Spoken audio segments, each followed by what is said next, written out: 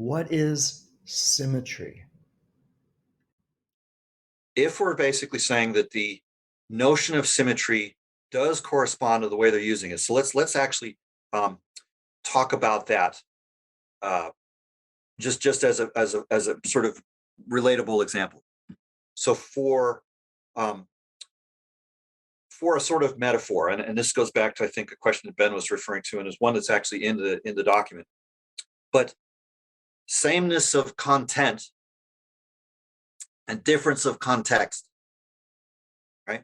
So what do we mean by sameness of content? Well, say for example, I have a tessellation, like I have a piece of graph paper, and it's got the sort of XY grid on it, right? Just and for the sake of argument, let's just imagine that I'm looking at one square, like I basically to bring it back into the first person sense. Okay, so imagine a plane that's got a graph paper sort of look on it, like in one of those sort of virtual reality shows where they start with this grid that you're standing on, and there's objects around you, right? And they're all sitting at various positions of the grid. And if you were to take the grid and shift it to the left under your feet by one square, you wouldn't be able to tell that shift had happened, right? Because the grid would look the same. If I were to take the grid and, again, say you blinked, right? So you closed your eyes for a second, and then somebody took the grid and turned it 90 degrees. And then you opened your eyes again, would you be able to tell that the thing had been rotated 90 degrees? No, of course not. It's a regular grid. If I was standing on the grid and I was to have, again, you blinked, and in that period of time, somebody flipped the grid over, turned it upside down, would you be able to tell that it was upside down? Well, it's just lines in space, or it's just lines on paper and whatever. It looks the same. Now, if instead of my standing there and the grid moves, say, for example, I was to have my feet glued to the grid when it flipped over, or when it turned 90 degrees, or when it slid to the left by 1 unit. Now, in that sense, I would notice that the context had changed, even though the grid still looks the same to me. I would notice that if I slid to the left, it would be as if all the objects in the universe had shifted to the right. Or if I rotated the grid 90 degrees, then all of a sudden stuff that was in front of me would all of a sudden be to my left. And the stuff that was my left would be behind me, and the stuff behind me would be on my right, and the stuff on my right would be in front of me. I'd notice that the universe, the context had changed, even though my own relationship to the grid had not changed. So again, notice that in each of these cases, we're seeing a sameness of content and a difference of context.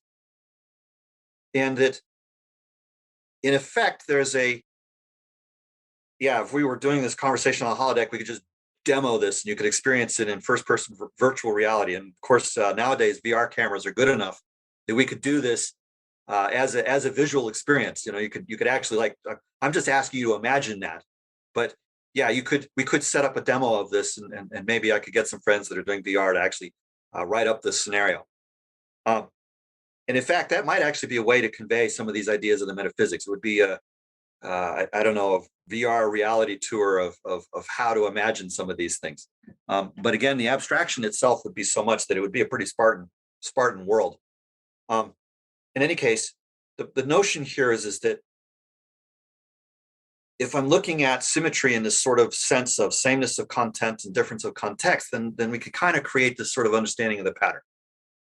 But what are other examples of symmetry? Well, again, thinking about physics as an example rather than just math in the sense of symmetric tilings, I can think about, say, for example, the notion of conservation of matter and energy, i.e., that the amount of matter that is here in the universe right now is going to be the same amount of matter and energy that is in the universe 10 minutes from now, right?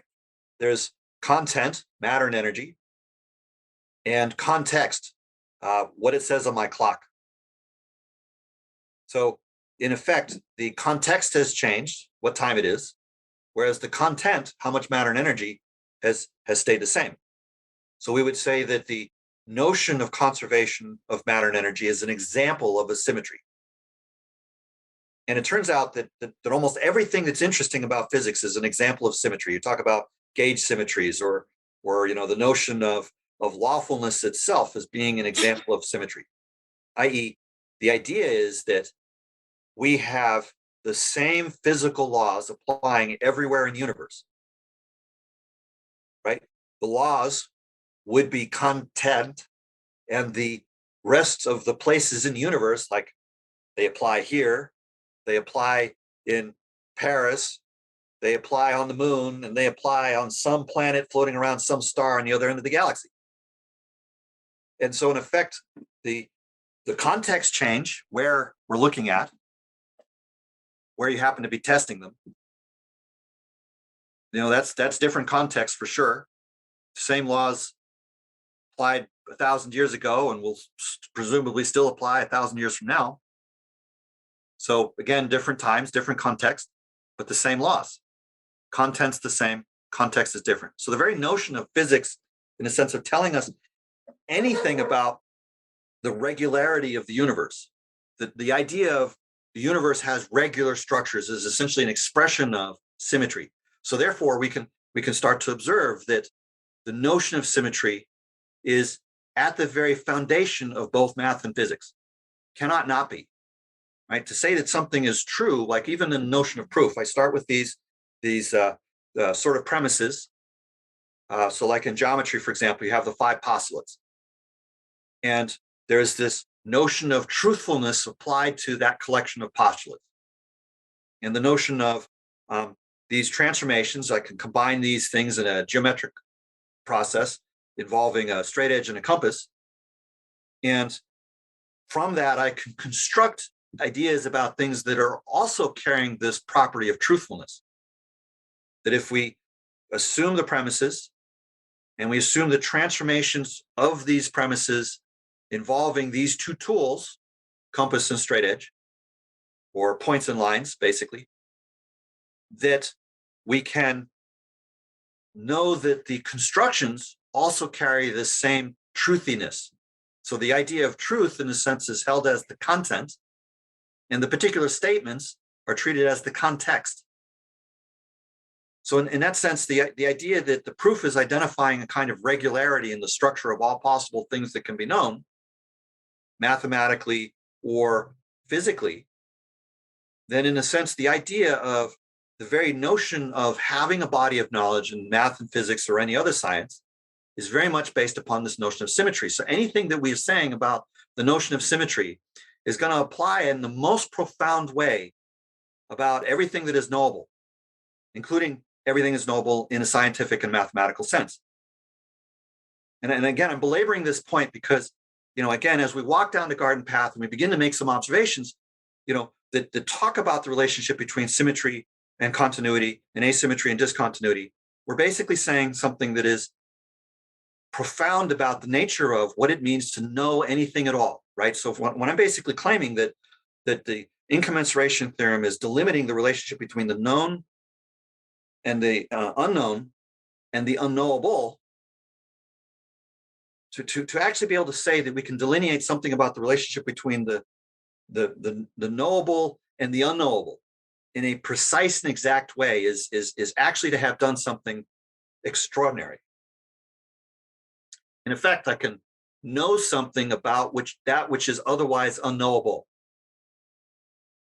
I can have a kind of meta perception that encompasses the totality of what it even means to have perception itself. We can now talk about the process of perception in some sort of way that is inclusive of itself. It's actually it's a realization of the metaphysics is describing itself. It's a second order phenomena of that, and in the most profound way, because we're literally talking about the very roots of epistemology and therefore of ontology and axiology itself.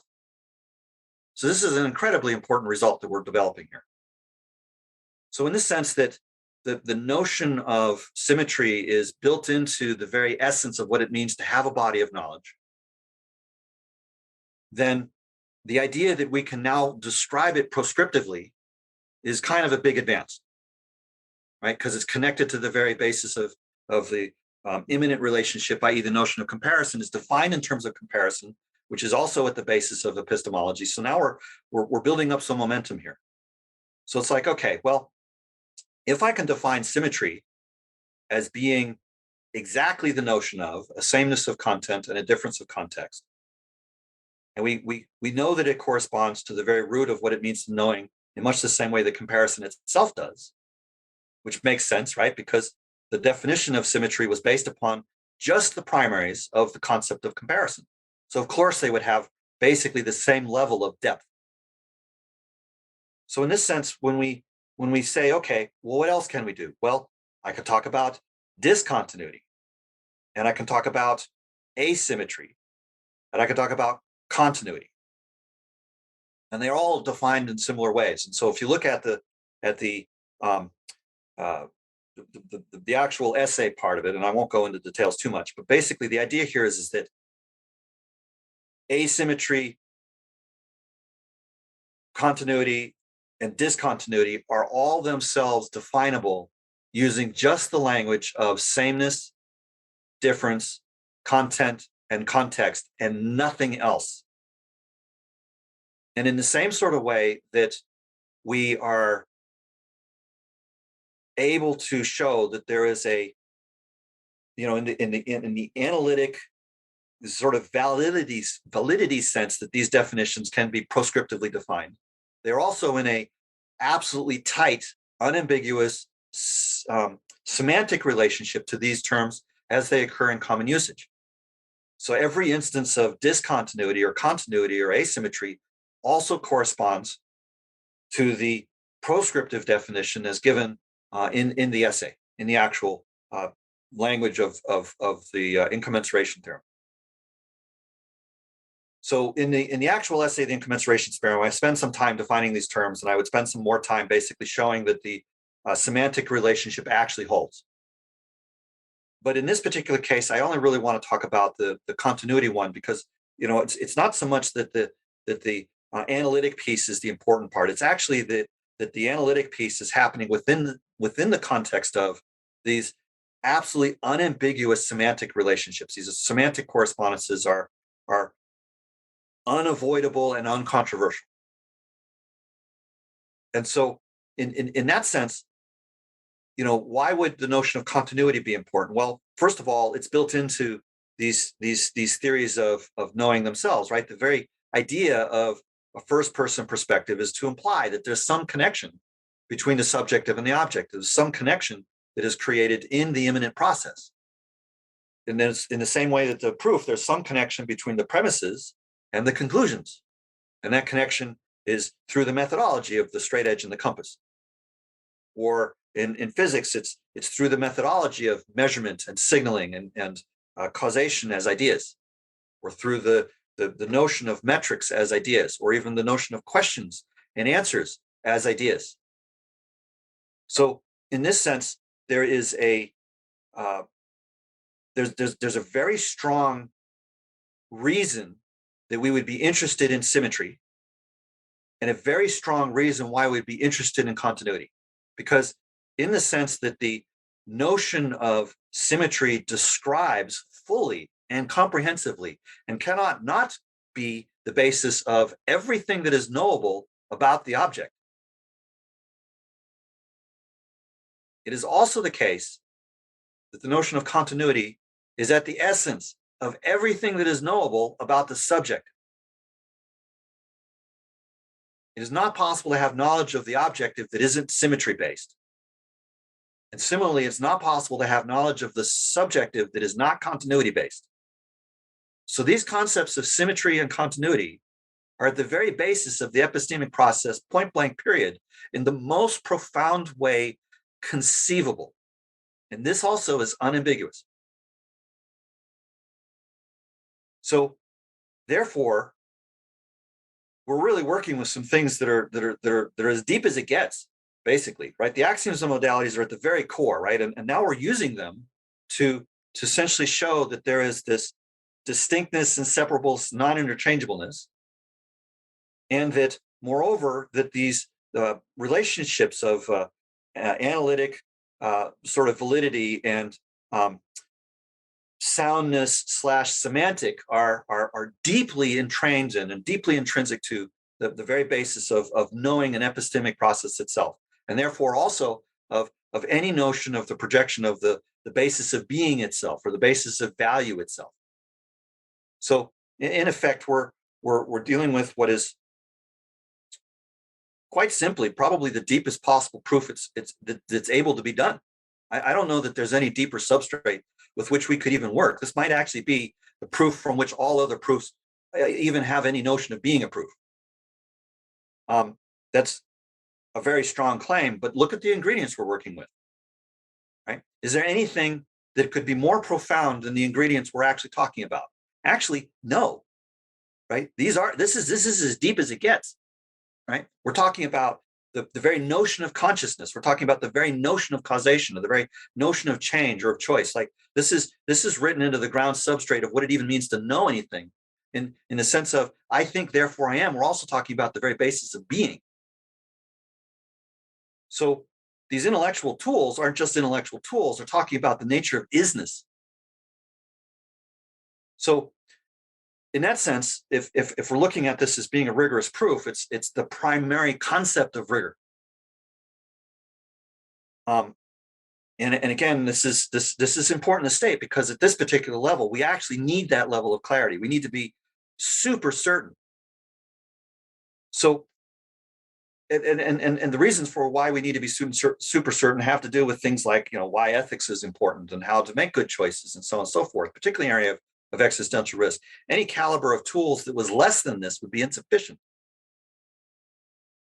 But that comes downstream at this point. So let's go back to where we're at. Okay, so we're about maybe halfway through, but it gets easier from here in a sense. So we have these four terms: symmetry, asymmetry, continuity, and discontinuity, which are proscriptively defined and therefore available for analysis, available for a kind of recombination, right? In the same sense that I can, talk about 1 + 1 = 2 because I have an exact notion of one, an exact notion of addition, an exact notion of equality, and the exact notion of two-ness, that in a sense I can have an exact notion of 1 + 1 = 2 as true, right? That the notion of equality as bearing truth and falsity in the sense is going to establish that if I have clarity around these other concepts, if they're exact in the sense that I'm talking about, then I can have confidence in the notion of the equality actually working. So in this specific sense, we can say, okay, given that we have exact notions of symmetry, continuity, asymmetry, and discontinuity, what can we do with this? Well, the obvious thing would be, can I apply these concepts to one another? Can I have symmetric discontinuity? Turns out you can. Can I have asymmetric continuity? Yeah, turns out you can. Can I have perfected symmetry and perfected continuity? Nope, turns out you can't. And this is where all of a sudden we get an unexpected answer.